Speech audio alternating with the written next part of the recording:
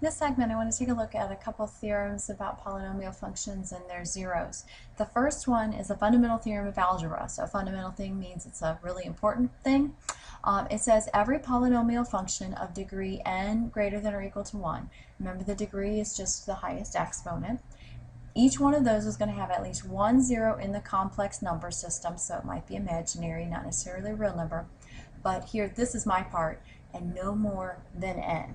So in other words, we can always find a zero. It may be imaginary, it may be real, but we can always find at least one zero, and we know for sure from other theorems that we're not going to have more than n, or the degree of the polynomial. Let's take a look at a couple other theorems about the zeros. Irrational zeros, those are things that are not perfect squares, like the square root of 2, the square root of 5, things that I can't simplify. The thing that we want to remember about these is that they always occur in conjugate pairs. We've had that word conjugate before when we've talked about imaginary numbers. It's a very similar idea here. It means the radical part is going to either be the positive or the negative.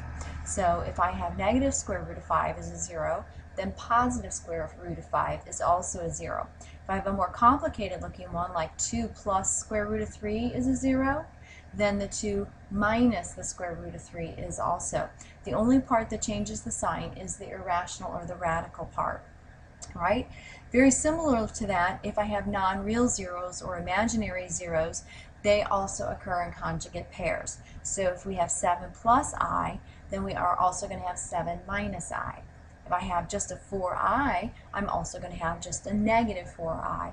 So here, just the sign on the imaginary part changes. Okay, and again, this only happens with the radical kind of roots and the imaginary kind, not with just normal numbers.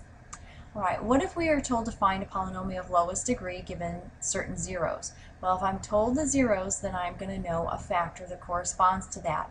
Because if I have a 0 of c, then x minus c is going to be my factor. So x minus a negative 2 would be x plus 2.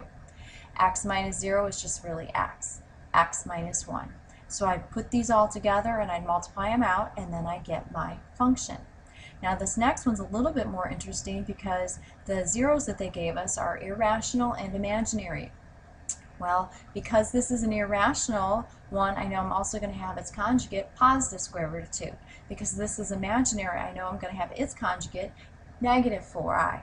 Right, so I'm going to do x minus the negative square root of 2, get x plus square root of 2, x minus root 2, x minus the 4i, x minus the minus makes it x plus 4i. If you're going to multiply these out, I'd suggest multiplying out the irrational parts together and the imaginary parts together first.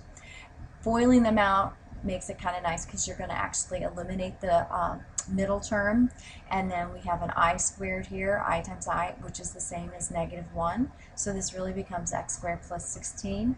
And FOIL one last time and you get a very nice result.